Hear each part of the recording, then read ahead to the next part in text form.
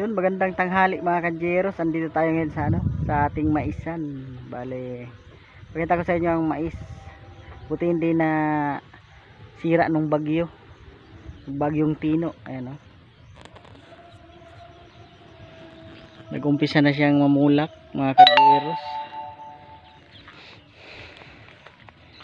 Bale na abunuhan na pala ito mga kanjeros, itong maisan. Dito kahit hindi inabunuhan banda, pero malaki ang mais. Oh. Ito maliit pa.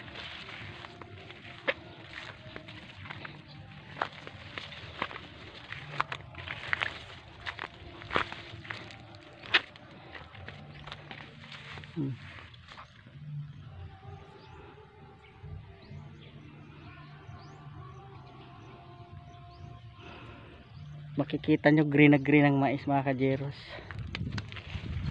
Dito maliit pa.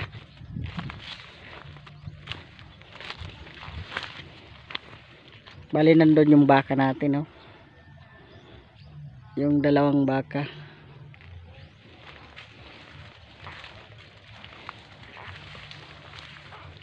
Tour ko kayo dito sa aking maisan.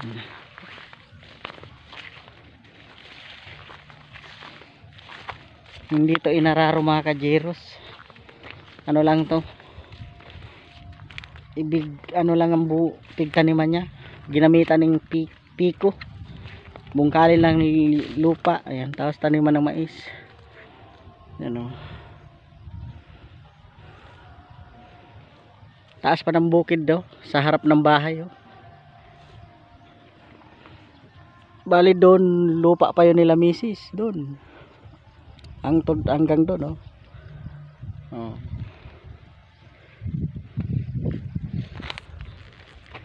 Bukid ang Cebu, bukid.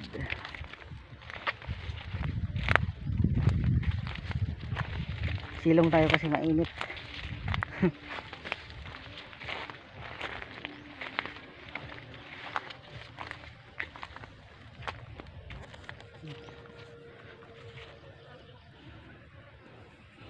Ganda ng view dito mga kajeros, oh. Tanaw na ang dagat dito. Yung puti na yon, dagat yun, dagat.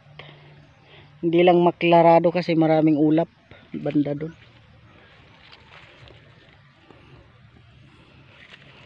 Ito yung maisa natin, laki. Sa una nag-harvest dito mga kajeros, mahigit 20 sakos. Malawak yan. Lawak yan, oh. Yung iba nga bakante pa, hindi pa nataniman. Bali meron naman mga kajeros bagong pumasok sa Philippines na bagyong Uwan. Ingat tayong lahat mga kajeros kasi malakas daw ang bagyo na to. Hindi pa nga nakaka-recover ang Cebu, meron na naman pumasok na bagyo. Kaya ingat tayo, mag-pray tayo mga kajeros na hindi magbago ng direksyon ng bagyo, para hindi tayo dito maapektuhan, kasi kawawa ang mga pananim natin mga kajeros, lalo na yung may mga mais kagaya nito mga mais mga kajeros. Kawawa yan pag pag tinamaan ng malakas ng hangin, magkabali-bali ang niya, punuan sa mais. Kaya sana hindi na lumakas ang bagyo, magbago na siya ng direksyon, kasi kawawa tayo dito mga magsasaka. So hanggang dito na lang ang aking video mga kajeros. Ayan, salamat sa panonood ng aking video. Subscribe naman nyo ako mga kajeros. Abangan nyo na lang ang aking susunod na mga vlog. Maraming salamat.